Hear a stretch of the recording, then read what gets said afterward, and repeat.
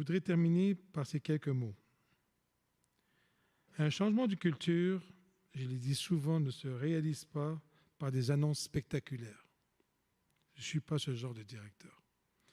Il se fait par des dizaines et des dizaines d'actions, toutes orientées dans la même direction et très très souvent jamais médiatisées.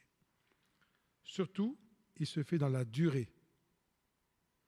Car un changement de culture, ce n'est pas un one-man show, surtout pas le mien. Il ne peut se réaliser que si la majorité d'une organisation décide d'embarquer. C'est pourquoi un changement de culture, cela prend du courage et de la patience. Depuis mon arrivée, j'ai dit ce que j'allais faire et j'ai fait exactement ce que j'avais dit. Je n'ai jamais menti ni fait de fausses promesses. Il y a 3 ans, lors d'une conférence de presse, suite à la publication des rapports des chercheurs, j'avais répété à plusieurs reprises que le changement sera long et difficile. Il est long et difficile. Nous sommes à mi-chemin de mon mandat. Nous avons déjà accompli beaucoup. Tout à l'heure, s'il y a des questions là-dessus, je pourrais énumérer toutes les gestes qu'on a posés à l'interne et à l'externe. Sur les 3 dernières années, le SPVM a avancé sur les questions de lutte contre le racisme et les discriminations à une vitesse jamais vue auparavant.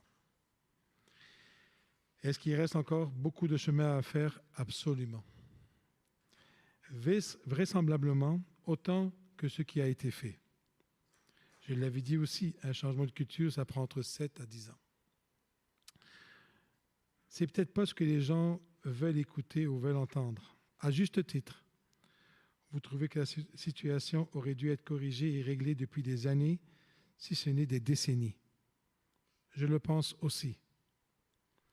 Mais je ne suis pas un magicien. Je ne peux pas remonter le temps.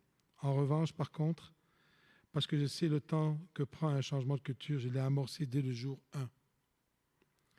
Tout à l'heure, j'aurai sans doute l'occasion de vous partager tout ce qui a été fait depuis mon entrée en poste, depuis que la direction actuelle est en poste. Bien sûr, si l'on regarde ce qui reste à faire, on peut avoir le vertige. Mais lorsque l'on se retourne sur tout ce qui a été fait, on se dit que c'est du jamais vu.